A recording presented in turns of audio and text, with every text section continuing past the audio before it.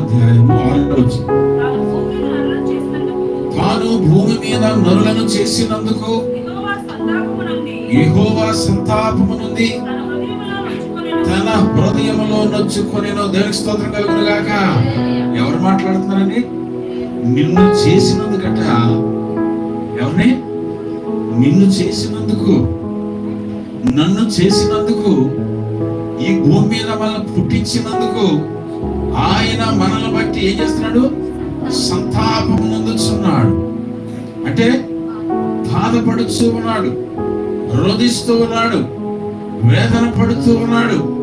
కొంతమంది అంటూ ఉంటారు, ఏమంటారు తెలుసా? కొంతమంది సహోదరులు అంటారు, అయ్యా ఇతన్ని పెళ్లి చేసుకున్నాను కానీ నా జీవితంలో ఏం లేదు, సుఖము లేదు, సంతోషం లేదు అంటూ ఉంటారు. కొంతమంది భర్తలు అంటూ ఉంటారు, అయ్యా ఈమెను నేను చేసుకున్నాను కానీ నాకు అసలు ఏం లేదు, సుఖము లేదు, సంతోషం లేదు. దేవుడు కూడా అంటున్నాడు, మిమ్ములను చేసినందుకు నేను సంతాపపడుచున్నాను.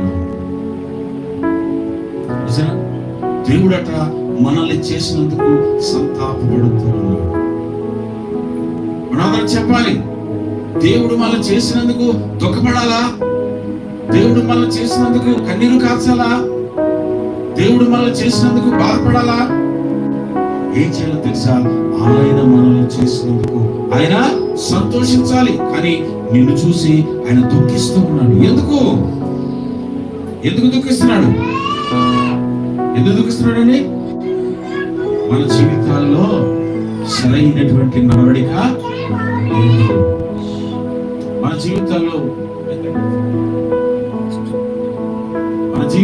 సరైనటువంటి నడవడిక లేదు, సరైనటువంటి స్థితి లేదు, సరైనటువంటి మాటలు లేవు, సరైనటువంటి మరి స్థితిలో, ఆత్మీయ స్థితిలో మనం ఉండటం లేదు. మన ఇష్టానుసారంగా బ్రతుకుతున్నాం, మనకు నచ్చినట్టు బ్రతుకుతున్నాం, మనం అనుకున్నట్టు అన్ని చేస్తున్నాం.